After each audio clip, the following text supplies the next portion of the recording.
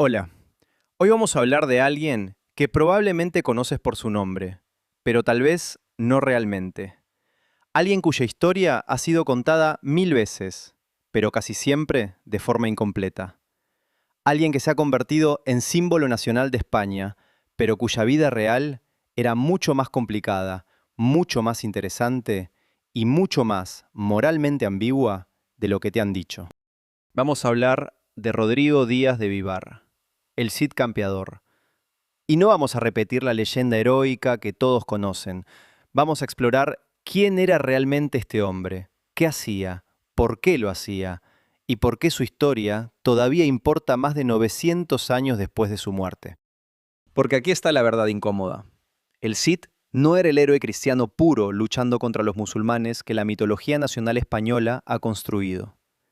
Era algo mucho más fascinante.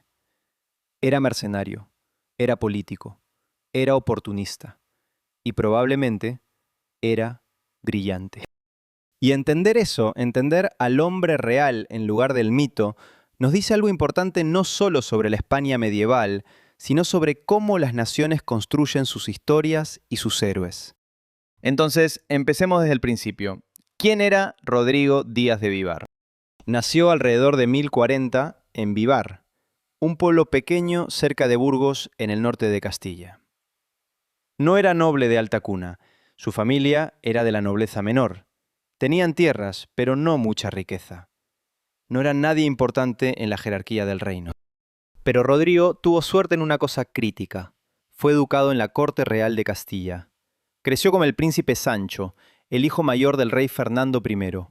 Y cuando Sancho se convirtió en rey en 1065, Rodrigo se convirtió en su alférez, esencialmente su comandante militar principal. Eso es importante entender. El Cid no empezó como rebelde o como mercenario independiente. Empezó como parte del establecimiento, como militar de carrera, sirviendo a su rey. Y era bueno en eso, muy bueno. Ganó batallas, ganó respeto, construyó reputación como guerrero formidable. Pero entonces la política intervino. Y aquí es donde la historia se vuelve complicada. El rey Sancho fue asesinado en 1072, mientras sitiaba la ciudad de Zamora. Y su hermano Alfonso lo sucedió como Alfonso VI.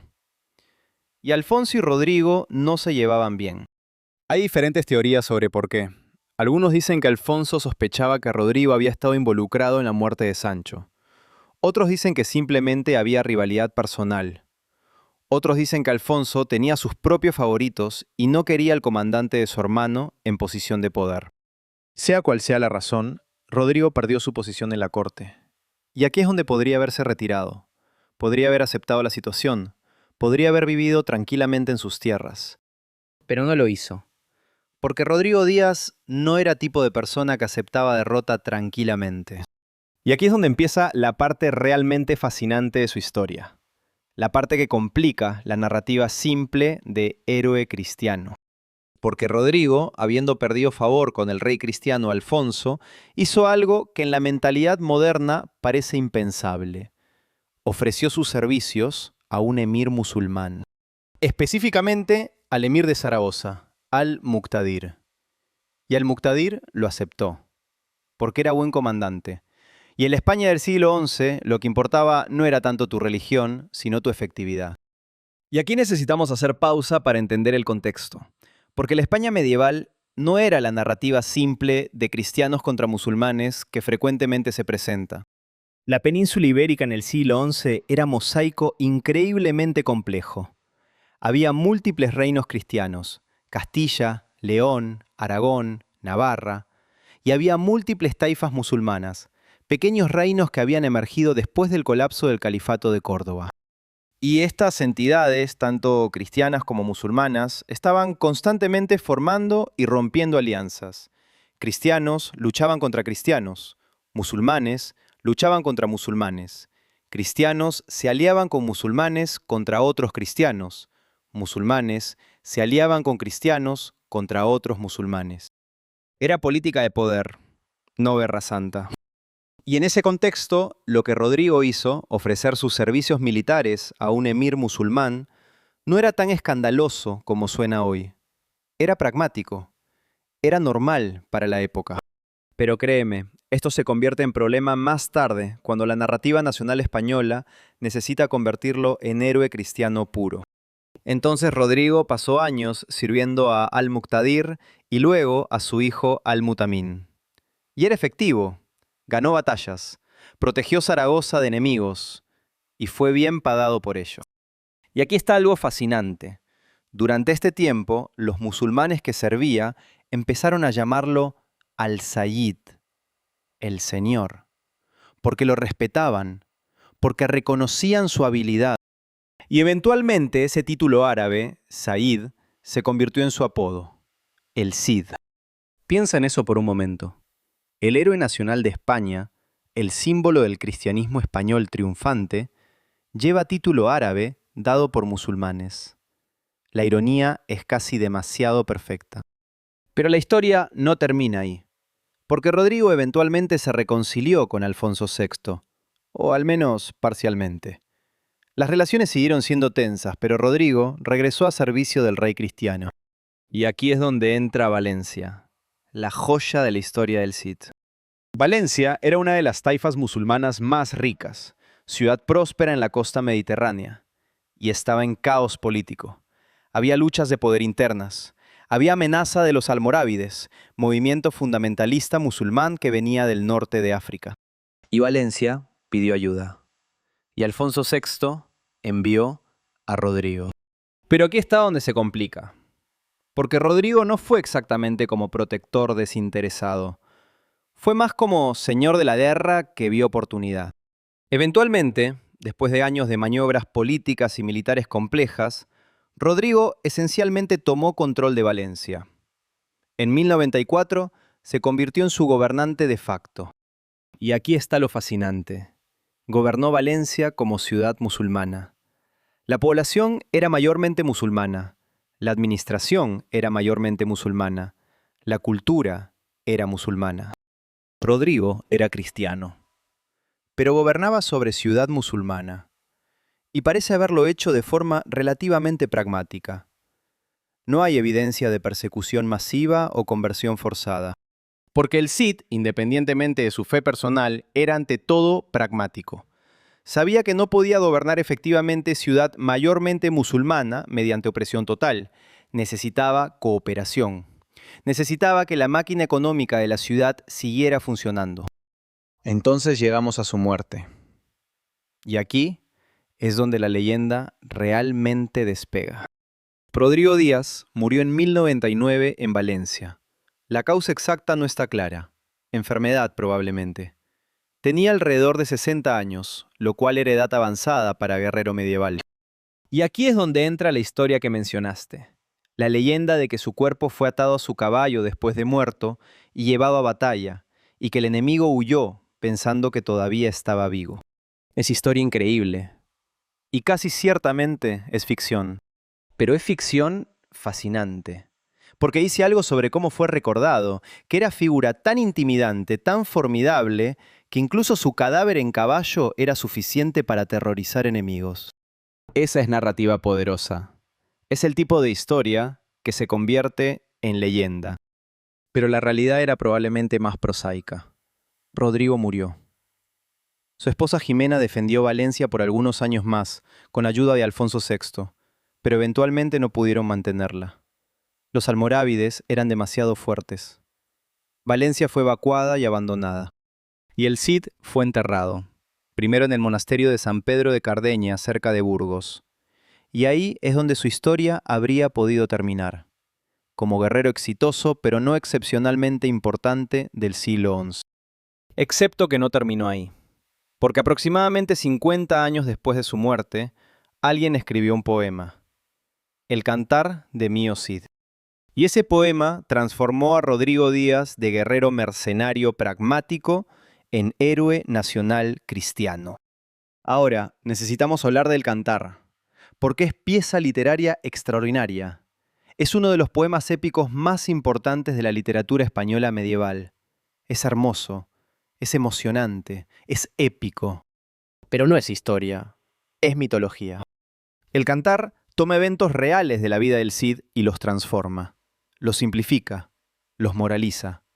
Los hace encajar en narrativa de héroe cristiano virtuoso, injustamente exiliado, que gana gloria mediante piedad y valor.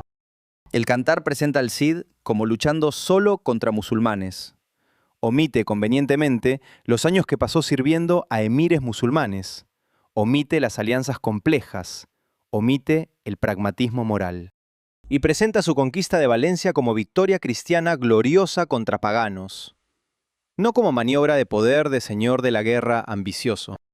¿Por qué? Porque el Cantar fue escrito en contexto específico.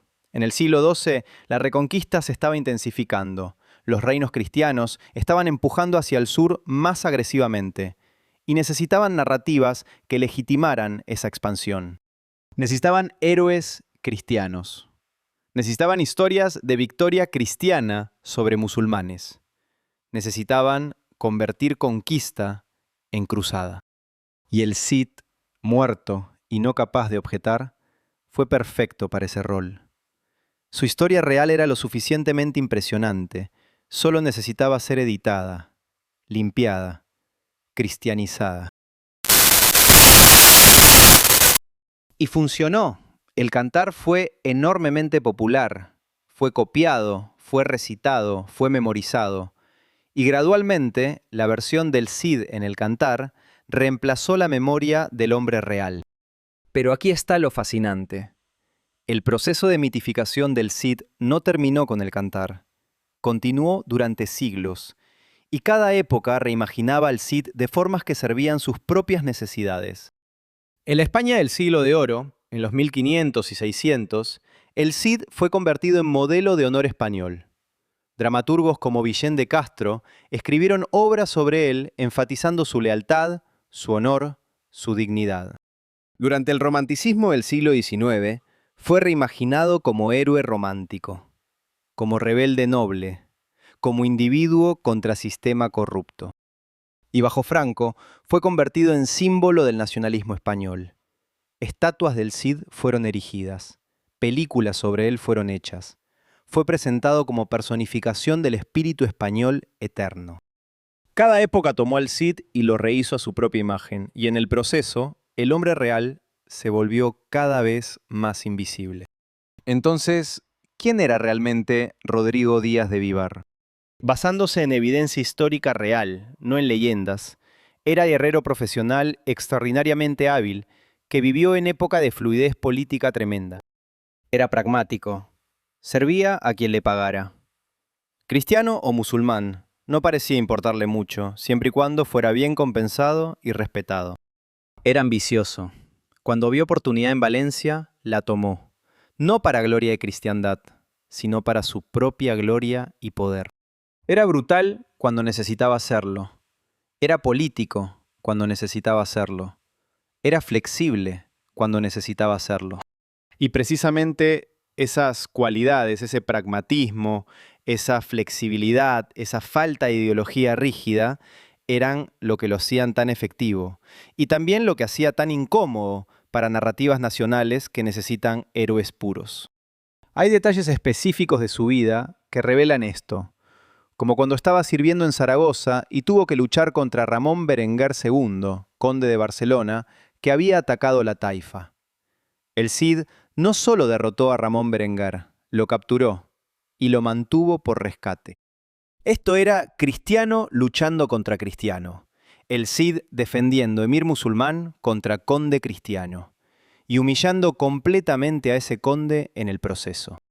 O como cuando estaba asediando Valencia, había otro señor de la guerra cristiano, Berenguer Ramón II, también tratando de controlar la ciudad, y el Cid lo derrotó también. Nuevamente, cristiano contra cristiano, política de poder, no guerra religiosa. Y cuando finalmente tomó Valencia, hay evidencia de que ejecutó al cadí, al juez musulmán que había estado gobernando la ciudad. Lo quemó vivo públicamente. ¿Por qué? Probablemente como demostración de poder, como mensaje a población de Valencia de que él estaba a cargo ahora. Era brutalidad calculada. Eso no es comportamiento de héroe piadoso. Es comportamiento de señor de la guerra pragmático enviando mensaje claro sobre quién tiene poder. Y sin embargo, también hay evidencia de que cuando gobernaba Valencia permitió que mezquitas continuaran operando, que permitió que ley islámica funcionara para asuntos civiles entre musulmanes, que su administración incluía musulmanes en posiciones importantes. ¿Por qué? Porque no era fanático, era pragmático. Sabía que no podía gobernar ciudad mayormente musulmana mediante opresión religiosa total. Necesitaba cooperación. Entonces tenemos esta figura increíblemente compleja. Brutal cuando necesitaba ser brutal. Tolerante cuando necesitaba ser tolerante. Leal cuando le convenía. Mercenario cuando le convenía. No es héroe simple, pero es humano fascinante. Y hay otro aspecto de su historia que rara vez se discute. Su esposa Jimena. Jimena Díaz fue figura importante por derecho propio. Después de la muerte de Rodrigo, ella defendió Valencia durante 3 años, organizó defensa, negoció con Alfonso VI. Finalmente, supervisó la evacuación ordenada cuando quedó claro que la ciudad no podía ser mantenida contra los almorávides. Y luego llevó el cuerpo de su esposo de vuelta a Castilla para enterrarlo con honor. Ella no era solo esposa pasiva de héroe, era actor político y militar en su propio derecho. Pero eso también ha sido mayormente borrado de la narrativa popular, que prefiere enfocarse solo en Rodrigo. Entonces, ¿por qué todo esto importa? ¿Por qué pasar tanto tiempo desenredando la historia real del Cid de las capas de mitología? Porque nos dice algo importante sobre cómo funcionan los mitos nacionales. Cómo las naciones construyen historias sobre sí mismas que no son exactamente falsas, pero tampoco exactamente verdaderas. España necesitaba héroe en la Reconquista. Alguien que personificara la lucha cristiana contra el Islam. Alguien que pudiera ser punto de orgullo nacional. Y el Cid, con su vida dramática y su muerte oportuna, fue candidato perfecto. Solo necesitaba ser editado. Los pedazos inconvenientes necesitaban ser dejados fuera. Los pedazos útiles necesitaban ser enfatizados. Y eso es exactamente lo que pasó. Durante siglos. Pero ¿qué está lo irónico? El Cid real, el pragmático, el flexible, el que podía trabajar con cualquiera, cristiano o musulmán, mientras sirviera sus intereses, ese Cid es argumento perfecto contra la narrativa de choque inevitable de civilizaciones. Porque su vida demuestra que en la España medieval, cristianos y musulmanes podían trabajar juntos, podían formar alianzas, podían respetarse mutuamente, cuando era mutuamente beneficioso. La religión importaba, pero no era el único factor. Frecuentemente ni siquiera era el factor principal. Poder, riqueza, ambición personal, supervivencia, estos importaban también, a veces más. Y figura como el Cid, que navegó ese mundo complejo tan efectivamente, debería ser celebrado precisamente por esa complejidad, por esa flexibilidad. Pero eso no sirve a narrativas simples, no sirve a identidades nacionales que necesitan enemigos claros y héroes claros. Hay algo más fascinante sobre el Cid que rara vez se menciona: su reputación entre escritores y cronistas musulmanes de la época. Porque no solo los cristianos escribieron sobre él, los musulmanes también, y lo que escribieron es revelador. Ibn Bassam, cronista musulmán que vivió poco después de la muerte del Cid, escribió sobre él extensamente, y claramente no le gustaba. Lo llamaba azote de su época. Describía sus acciones como duras y brutales. Pero también, casi a su pesar, reconocía su efectividad, su inteligencia estratégica, su habilidad para mantener control de Valencia contra todo pronóstico. Y usaba ese título, Al-Sayyid, el Señor, con cierto nivel de respeto incluso mientras criticaba. Eso es fascinante, porque muestra que el Cid era figura lo suficientemente impresionante que incluso sus enemigos tenían que reconocer su habilidad. Y muestra algo más, que había cierto código de respeto entre guerreros profesionales de esa época, independientemente de religión. Si eras bueno en lo que hacías, eras respetado, incluso por enemigos. Ese es el mundo muy diferente del que imaginamos cuando pensamos en Edad Media como era de fanatismo religioso ciego. También hay misterio arqueológico fascinante relacionado con el Cid. Sus restos, que habían estado en el monasterio de San Pedro de Cardeña durante siglos, fueron estudiados en años recientes. Y científicos hicieron algunos descubrimientos interesantes. Análisis de los huesos sugiere que sufrió múltiples heridas graves durante su vida. Fracturas que sanaron. Heridas de espada que dejaron marcas en huesos. Era claramente guerrero que había estado en muchas batallas, que había sufrido mucho daño físico y que había sobrevivido a todo. Eso es consistente con narrativa de guerrero formidable. Pero también nos recuerda que esta era persona real, que sintió dolor, que sangró, que sufrió. No es solo héroe mítico en caballo blanco, es humano que vivió vida violenta y eventualmente murió como todos morimos. Entonces, regresemos a la pregunta que planteamos al principio. ¿Fue Rodrigo Díaz de Herrero movido por fe o estratega brillante que supo sobrevivir? Y la respuesta, basada en evidencia, es claramente el segundo. Era estratega, era superviviente, era oportunista. Pero eso no significa que no fuera cristiano. Probablemente era creyente genuino. Vivió en era donde casi todos eran creyentes. Pero su fe no era el único factor guiando sus decisiones. Probablemente ni siquiera era el factor principal la mayoría del tiempo. Era pragmático. Y el mundo de la España medieval del siglo XI, donde líneas entre cristiano y musulmán, entre aliado y enemigo, eran constantemente móviles, el pragmatismo era lo que te mantenía vivo. Y el Cid fue mejor que casi cualquier otro en mantenerse vivo. Y no solo vivo, sino próspero, poderoso, respetado. Eso requería inteligencia extraordinaria, requería flexibilidad, requería estar dispuesto a hacer alianzas incómodas cuando era necesario, requería saber cuándo ser brutal y cuándo ser diplomático. Y el Cid claramente tenía todas esas cualidades.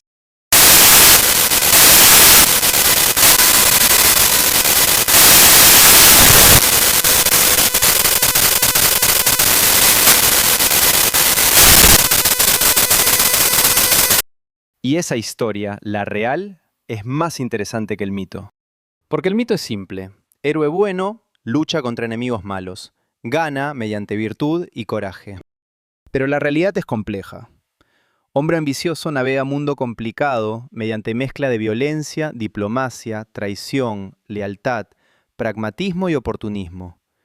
Y tiene éxito a pesar de, o quizás debido a, su disposición a cruzar líneas que otros no cruzarían. Esa es historia más humana y más relevante para nosotros. Porque vivimos en un mundo complejo también, donde las líneas entre bien y mal frecuentemente no son claras, donde supervivencia y éxito requieren pragmatismo, donde pureza ideológica frecuentemente es lujo que no podemos permitir. El Cid entendía eso, vivía eso y triunfaba debido a eso. Y tal vez, solo tal vez, deberíamos celebrarlo por eso, en lugar de tratar de convertirlo en algo que nunca fue. Héroe unidimensional de narrativa nacional simplificada. Gracias por escuchar. Y te dejo con esto. Cuando convertimos figuras históricas complejas en héroes míticos simples, ¿a quién realmente estamos honrando? ¿A ellos o a las historias que necesitamos contar sobre nosotros mismos?